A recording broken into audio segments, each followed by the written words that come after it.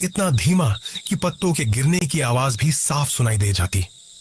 गांव के बीचों बीच एक पुराना पीपल का पेड़ था, जिसके नीचे अक्सर बूढ़े बुजुर्ग बैठकर कहानियां सुनाया करते थे। इन कहानियों में से एक कहानी थी गांव की तीसरी गली की। गांव में केवल 3 गलियां होती।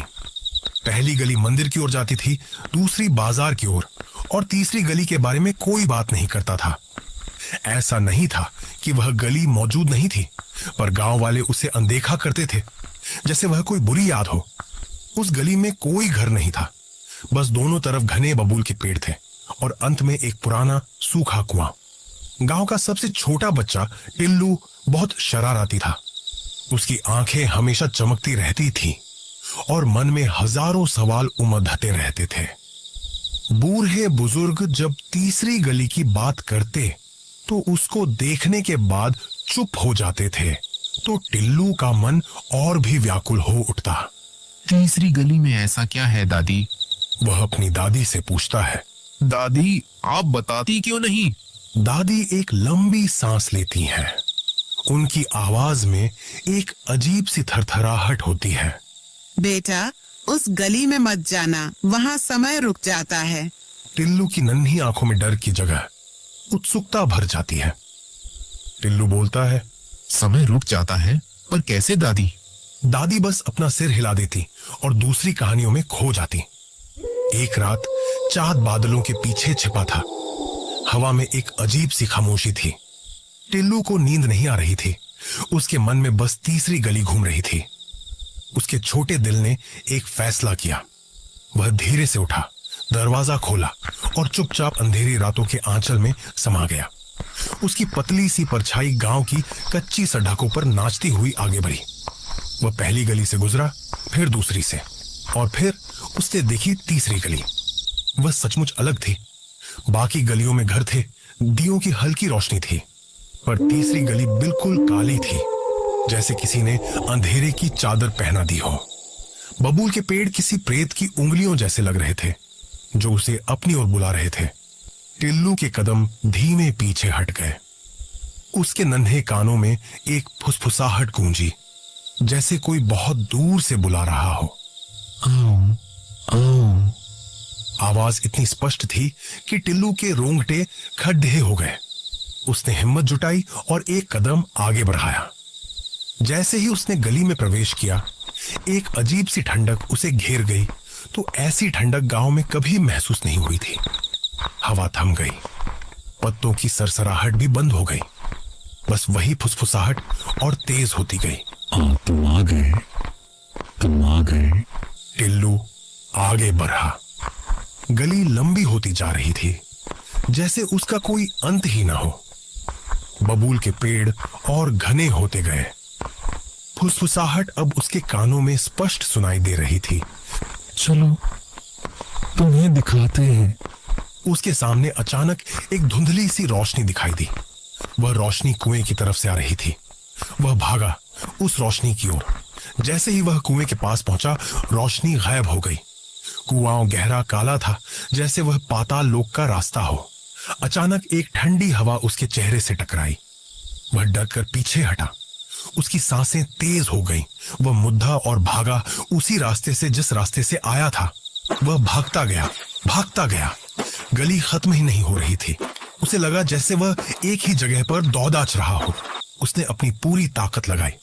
आखिरकार वह गली के आखिर पर पहुंचा। उसकी सांस फूल रही थी। वह गांव में वापस आ गया था। उसने अपने घर की तरफ देखा। वहां दिया जल रहा था। वो दौड़ डाकर अपने घर की ओर गया और दरवाजा खटखटाया। दरवाजा खुला। उसकी दादी खड़ी थी, उन्हीं पुरानी आंखों से उसे देख रही थी। टिल्लू, कहाँ गए थे बेटा? रात भर जागे हो क्या? दादी, मैं तीसरी गली में गया था। दादी ने उसे प्यार से देखा और धीरे से मुस्कुराई। बेटा, तुम अभी अभी तो सोए थे। अभी तो आधी रात भी नहीं हुई। टिल्लू ने घड़ी देखी। सचमुच अभी रात के 12 बजे थे। वह तो कुछ देर पहले ही उठा था, पर उसे लगा कि वह घंटों भागा है। क्या यह एक सपना था? उसने अपनी दादी को देखा। उनके चेहरे पर वही शांत भाव था। वो बिस्तर पर गया और तुरंत सो गया। अगली सुबह सूरज की रोशनी से गांव जगमगा रहा था। टिल्लू उठा और नाश्ता करने बैठा। उसकी दादी ने पूछा, कैसी नींद आई बेटा? ठीक थी दादी। लेकिन उसके मन में अभी भी रात की घटना घूम रही थी। वह थोड़ा सहमा हुआ था। शाम को टिल्लू बाहर खेलने गया। वह खेलते खेलते गांव के किनारे तक पहुंच गया। उसने देखा वही तीसरी गली। उसके मन में एक अजीब सी बेचैनी हुई। वह वापस घर की ओर लौटा, पर तभी उसके कानों में वही धीमी आवाज गूंजी, आओ आओ। टिल्लू ने गर्दन घुमाई। कोई नहीं था, पर आवाज स्पष्ट थी। वह समझ गया वह रात का अनुभव कोई सपना नहीं था। उस रात फिर चांद बादलों के पीछे छिपा था। हवा में वही अजीब सी खामोशी थी। टिल्लू को नींद नहीं आ रही थी। उसके मन में बस तीसरी गली घूम रही थी। उसके छोटे दिल ने एक फैसला किया। वह धीरे से उठा, दरवाजा खोला और चुपचाप अंधेरी रातों के आंचल में समा गया। उसकी पतली सी परछाई गांव की कच्ची सड़कों पर नाचती हुई आगे बढ़ी। वो पहली गली से गुजरा, फिर दूसरी से, और फिर उसने देखी तीसरी गली। वो सचमुच अलग थी। बाकी गलियों में घर थे, दियों की हल्की रोशनी थी, पर तीसरी गली बिल्कुल काली थी, जैसे किसी ने अंधेरे की चादर पहना दी हो। बबूल के पेड़ किसी प्रेत की उंगलियों जैसे लग रहे थे, जो उसे अपनी ओर बुला रहे थे। उसने हिम्मत जुटाई और एक कदम आगे बढ़ाया।